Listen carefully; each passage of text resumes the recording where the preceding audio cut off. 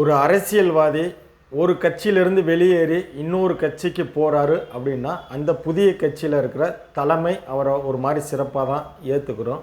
ஆனால் ஏற்கனவே அந்த கட்சியில் இருக்க அந்தந்த மாவட்ட நிர்வாகிகள் எந்த அளவுக்கு ஏற்றுக்குருவாங்க அப்படின்னு நம்ம யூகிக்க முடியாது. ஏன்னா அவங்களுக்கான முக்கியத்துவம் குறையும் அப்படின்னு நினைப்பாங்க. இப்போ சமீபத்தில் நடிகர் விஜய் அவர்கள் ஆரம்பித்த தமிழக வெற்றி கழகத்தில் அதிமுகவை சேர்ந்த செங்கோட்டையன் அவர்கள் இணைஞ்சார்.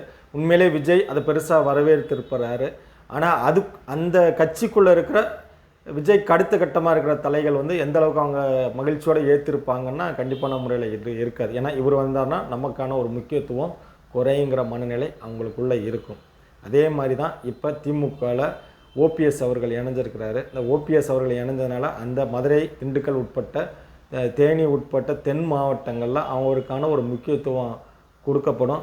முக்குளத்தூர் ஓட்டு நமக்கு பெருசாக கிடைக்கும் அப்படின்னு ஒரு ஸ்டாலின் ஒரு மகிழ்ச்சி அடைஞ்சிருப்பார். ஆனால் எங்கள் மாவட்டத்தை சேர்ந்த எங்கள் ஆத்தூர் சட்டமன்றத்தை சேர்ந்த ஐயா பெரியசாமி அவர்கள் ஓபிஎஸ் அவர்கள் இணைஞ்ச அன்னைக்கு அந்த கூட்டத்தில் அவரை காண ஒருவேளை தலைமை சொல்லாமல் விட்டுருச்சா இல்லை தலைமை சொல்லி அவர் தவிர்த்திட்டாரான்னு தெரியல. ஏன்னா எங்கள் சட்டமன்ற உறுப்பினர் ஐயா பெரியசாமி அவர்கள் கலைஞர் காலத்தில் கலைஞருக்கு கருணாநிதி அவர்களோட நெருக்கமாக இருந்தவர். அவருடைய அமைச்சரவையில் முக்கிய இடத்துல இருந்தார். இப்போ நடந்து முடிஞ்ச 2021 சட்டமன்ற தேர்தலில் தமிழ்நாட்டிலேயே அதிகமான ஓட்டு வித்தியாசத்தில் ஜெயித்தது ஐயா அவர் தான். ஏன்னா ஸ்டாலின் அவர்களோடையும் உதயநிதியோடையும் அதிகமான ஓட்டுகளில் ஐயா அவர்கள் தான் ஜெயித்தார். ஏனோ அவருக்கு அதுக்கு முக்கியமான ஒரு துறை கொடுக்கவே இல்லை.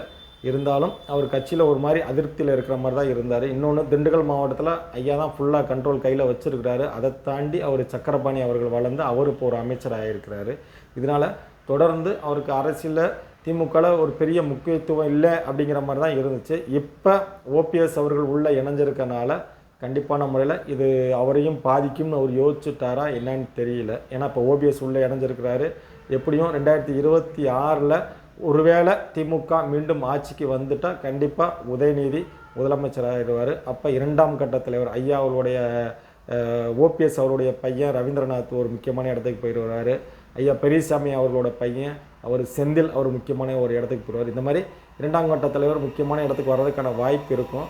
ஆனால் இப்போ காலகட்டத்தில் அவருக்கான முக்கியத்துவம் குறைஞ்சிருக்கா என்னன்னு தெரியல. ஆனால் அந்த நிகழ்ச்சியில் அவருக்கான ஒருவேளை ஓபிஎஸ் அவர்கள் திமுகவில் இணைஞ்சதை அவர் எங்கள் ஐயா பெரியசாமி அவர்கள் விரும்பலையோ என்னன்னு தெரியல. இது இயற்கையாக நடக்கிறது தான், எல்லா அரசியல் கட்சியில் நடக்கிறது தான், இதிலேயே நடக்குது. பொறுத்திருந்து பார்ப்போம். அரசியலில் என்ன வேண்டுமானாலும் நடக்கலாம், அது எப்பொழுது வேண்டுமானாலும் நடக்கலாம்.